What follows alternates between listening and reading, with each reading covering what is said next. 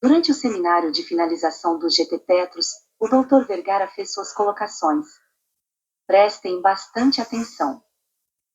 Eu preciso dizer a vocês que quando nós temos premissas verdadeiras, nós construímos um silogismo. Quando nós temos premissas falsas, nós construímos sofismas. O que ele está falando aqui, de uma maneira elegante, é como se constroem as verdades e as mentiras. Agora, vamos ver a quais silogismos ou verdades, e a quais sofismas ou mentiras ele está se referindo.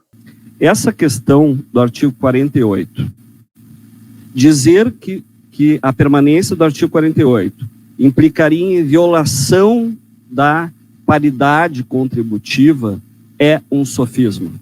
E eu vou explicar por quê. Porque o artigo 48 ele trata de um encargo adicional contratual, ele não trata de contribuições para a constituição de reservas. Certo? Uma coisa são as contribuições que a patrocinadora recolhe e o participante recolhe para construir a sua reserva de poupança, a sua reserva técnica, que vai ensejar a concessão do benefício. Outra coisa são obrigações contratuais, outras, que o patrocinador tem assumido, inclusive na hora de criar o plano, como foi o caso do pré-70. Tá? Então, encargo adicional não se confunde com contribuição. Paridade contributiva é para contribuição. E digo isso com bastante tranquilidade, porque quando foi introduzido o artigo 48, isso foi introduzido com urgência do Ministério da Previdência. Tá? Na época eu cheguei a consultar os anais do processo legislativo e tudo, e vimos, né, que havia uma exigência do governo de que tivesse isso justamente para que o plano não viesse à bancarrota. Tá? E depois, mesmo com a emenda constitucional número 20, né, mesmo com as alterações dos regulamentos, em momento algum se cogitou em retirar o artigo 48 do plano.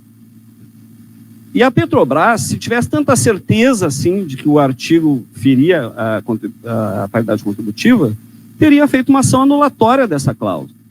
Era muito simples. Essa cláusula é nula porque viola a Constituição Federal. Nunca fez isso. E a Previc sempre aprovou, inclusive em 2020. Então, dizer que o artigo 48 fere paridade contributiva e é uma cláusula sem efeitos, que é isso que eles estão querendo dizer, é uma falácia. Ninguém, mas ninguém mesmo, rebateu naquele momento a fala do Dr. Vergara. Aí, de repente, descobriram um acordo do TCU?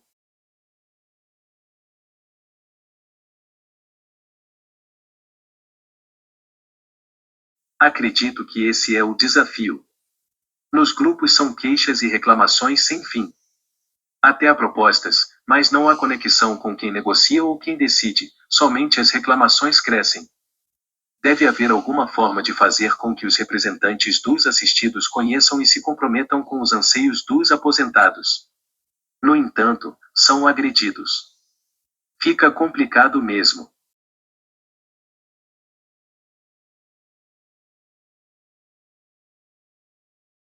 Eu acho que a questão toda é de interpretação.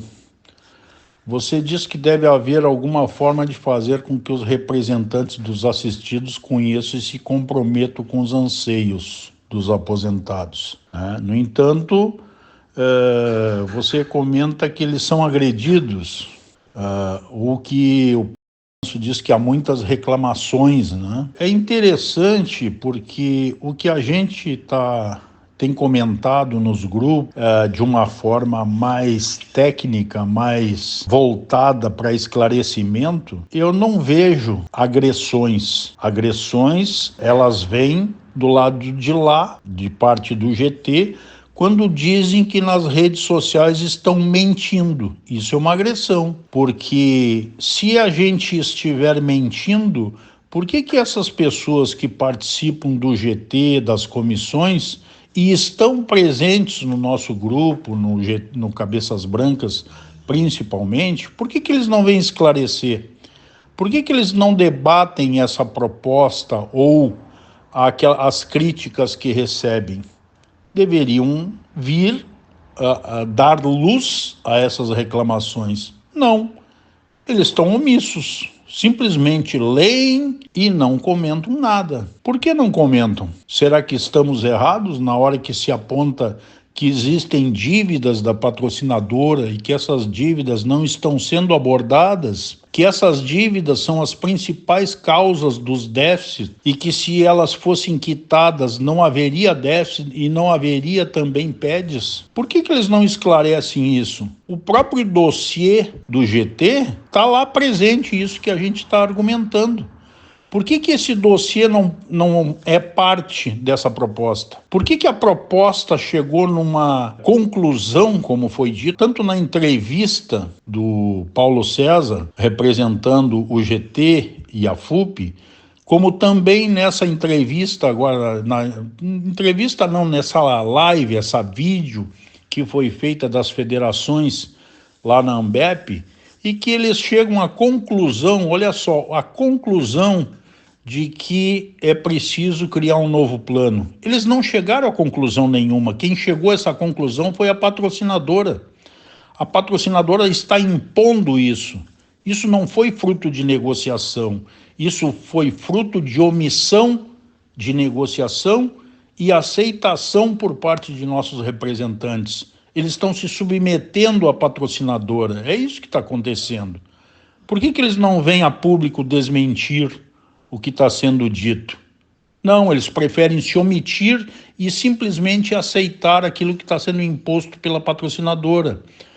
Qual é a mobilização que houve nas últimas 2 décadas para questionar dívidas da patrocinadora, questionar o que está acontecendo nos planos previdenciários, na questão do equacionamento, no momento que foi elaborado o plano de equacionamento que não excluiu as dívidas da patrocinadora e incluiu como paridade contributiva extraordinária dos participantes. Isso está previsto na Lei Complementar 109. Por que não foi feito? Por que não foi cumprido?